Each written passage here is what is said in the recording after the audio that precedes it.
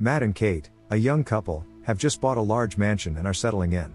While Matt is clearing out old furniture, Kate cleans the kitchen and discovers a dead bird. After taking it outside, she gets startled by Matt and notices the bird has disappeared when she looks back. Finishing up, Matt spots a hole in the wall covered with wallpaper, revealing a hidden door.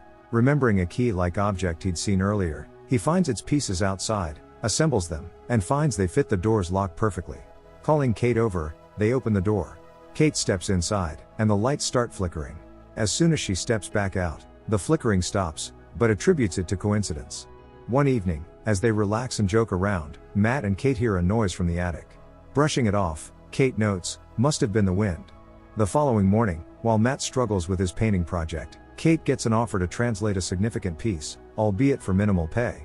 Meanwhile, Matt revisits the peculiar room, noting the light flickering once more. Deep in inspection, he jumps when Kate surprises him, letting him know the electrician has arrived. Heading to the basement with the electrician to check the wiring, the situation looks grim. The electrician admits the system is antiquated, joking it's older than his grandmother, and doubts he can fix it with the tools he currently has. As he prepares to leave, he casually mentions to Matt that the mansion's previous owners were murdered in the house. After some research, Matt discovers their new home is infamously known as the House of Blood, and that the murderer, John Doe, is still institutionalized. Inspired, Matt decides to sketch the killer's portrait and ventures into the room. Finishing his whiskey, he longs for another bottle, only for the lights to flicker and a new bottle to materialize before him. This mysterious phenomenon recurs throughout the night. By morning, with the lights still acting up, Kate wakes to find Matt in the room, surrounded by what appear to be genuine rare paintings and antiques. Matt insists on their authenticity, but Kate is skeptical, thinking he's delusional. He encourages her to make a wish, and when she jokingly asks for $1,000, it promptly appears. Doubtful, she ups the ante to $1 million, and after another flicker, the money materializes. Kate is unnerved by these events, but Matt convinces her to embrace their newfound fortune. Caught up in the excitement, Matt and Kate quit their jobs and start to indulge in their newfound ability to wish for anything. Their desires escalate quickly. They wish for money and then even more money, followed by the world's finest champagne, luxurious dresses, extravagant meals like caviar, and even showers of diamonds. They revel in their lavish lifestyle, embracing every whim and fancy that comes to mind. However, as their spree extends, they begin to ponder the mechanics behind this mysterious power. Despite their curiosity, Matt is unconcerned with the details. He's content as long as their wishes continue to be fulfilled. After exhausting every material desire and cluttering the house with luxuries, Kate finds herself grappling with a deepening sense of emptiness. Amidst their material abundance, she confides in Matt on the swing outside, lamenting that their wished-for possessions hold no genuine value to her. In an effort to lift her spirits, Matt suggests they consider trying for a child. However, this proposal only stirs painful memories for Kate, who reacts with anger. She reminds Matt of the heartache from 2 previous miscarriages, expressing her fear and unwillingness to endure such emotional turmoil again. Needing space to process their emotional divide, Matt opts for a solitary drive. Alone with her thoughts, Kate revisits the idea of having a baby, ultimately deciding to make a wish. Upon Matt's return, he's met with a profound change, a newborn named Shane. Matt had hoped for them to naturally have a baby, not by making a wish. He feels uncomfortable with the idea of keeping Shane and suggests undoing the wish. However, when they go into the room to reverse it, hearing Shane's cries stops them. The emotional impact of the situation makes it hard for both Kate and Matt to proceed with their plan. The following day, Matt's attention is drawn back to his sketch of John Doe. Re-examining the article, he notices a remark about the room. Feeling a sudden impulse to understand more, Matt takes some cash and sets out to visit John in the mental hospital. The receptionist is taken aback by Matt's request to visit John Doe, noting that no one has visited him in 45 years.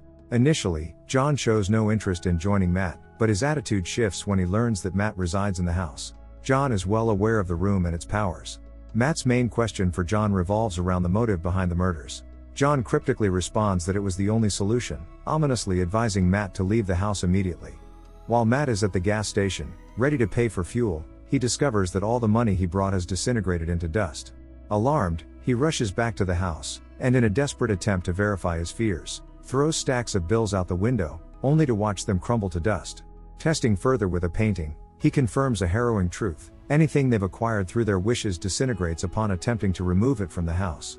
Matt begins to tear apart the room, driven by a need to understand its mechanisms. Behind the walls, he discovers an intricate network of cables, not just within the room, but throughout the entire house, all ensnared in wiring. Seeing Kate stepping outside for air, Matt tries to warn her not to go, but she ignores him.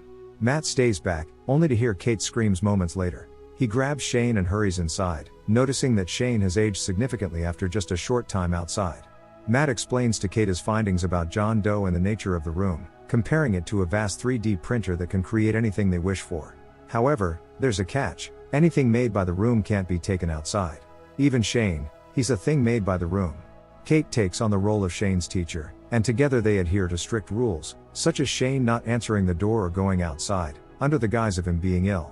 Frustrated with the constant confinement, Shane grows resentful of being stuck indoors and throws a tantrum, creating a rift between him and Kate. Meanwhile, Matt is losing his mind and even considering other possible routes. While Kate plays the piano one day, Shane quietly tries to reach outside, craving a touch of fresh air. Kate catches him, scolding him. This forces her to barricade the windows to keep Shane inside.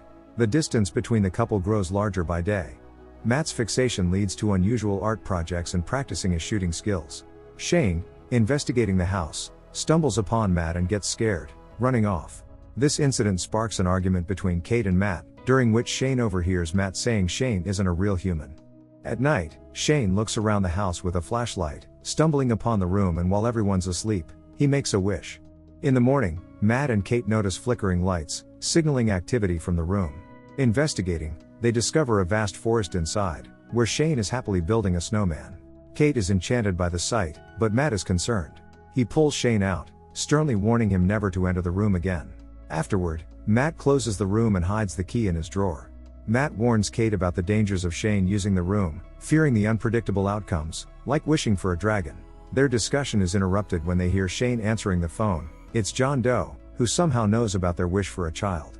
As Kate overhears, Matt queries John about halting the aging process. John cryptically replies that for a man to be truly free, God had to die, hinting that he's also a creation of the room and his freedom came at the cost. He then poses a chilling choice to Matt, between his child and his wife. Amid this tense moment, Matt turns to find Kate leaving in distress. Kate has been away for days, leaving Shane to occupy himself as Matt avoids talking to him.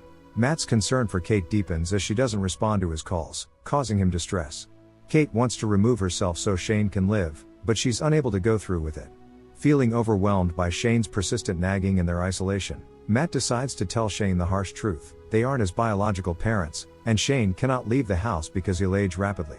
Shane refuses to believe Matt, prompting Matt to challenge him to step outside and see the consequences himself. He explains that Shane's lack of memories beyond the recent 3 months is part of this strange truth. This difficult conversation unexpectedly brings Matt and Shane closer. Upon her return, Kate finds them asleep together, which brings her joy. Matt attempts to discuss his call with John, but Kate is initially unreceptive. However, their tension soon turns to a moment of intimacy, which Shane secretly observes. The next morning, with the couple still asleep, Shane takes the house keys. Matt is startled awake by a door, noticing Shane's absence. They find the front door open and Shane on a swing, having aged due to his brief time outdoors. Upset and feeling betrayed, Shane confronts them with a gun. Kate tries to defuse the situation, but Matt's protective instinct kicks in, leading to a physical altercation with Shane. Amid the chaos, Kate loses consciousness. Upon waking up, Kate urgently asks about Shane. Matt sorrowfully informs her that Shane is gone. He had to use the gun on him and left the body outside, which has now turned to dust. Matt tries to console Kate, taking her back indoors. In a twist, it turns out Matt was actually knocked unconscious in the struggle. When he wakes up, he can't find Kate anywhere. Noticing the flickering lights signaling the room's activation, he finds the door locked and his key gone. In desperation, Matt grabs a hammer and starts breaking down the wall to get in. Inside, Shane has assumed Matt's identity, mimicking only some of Matt's behaviors that Shane observed. This discrepancy leads Kate to suspect the truth. Meanwhile, the real Matt navigates through a maze of cables, finally breaking into the room. Matt spots footprints in the snow, follows them, and sees the house ahead. Inside, Shane, pretending to be Matt, makes unwelcome moves towards Kate. When she resists, he reveals his true identity as Shane, prompting Kate to flee. Shane catches up to her in his room, and in a struggle, knocks her down, silencing her as he hears the real Matt entering the house. Matt silently moves upstairs and enters a room on the left, just as Kate manages to escape from Shane's room. She's confronted by two of them, each insisting he's her real husband and urging her not to trust the other. Both use the nickname Junebug for her. Trusting her instincts, Kate deduces the first Matt is genuine and pushes Shane down the stairs, causing the lights to flicker. Regaining consciousness, Shane chases the couple through the constantly morphing house. It begs the question, why don't they simply wish to be outside? It becomes clear Shane is toying with them. Armed with a knife and having them trapped, Shane lunges at Matt, appearing to fatally stab him. However, these are just illusions, Matt's replicas. The real Kate and Matt are actually making their escape.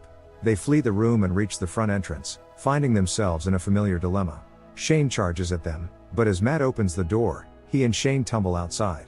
Kate swiftly shuts the door behind them. Outside, Shane begins to age at an alarming rate. Within moments, he transforms into an old man, collapses, and disintegrates into dust.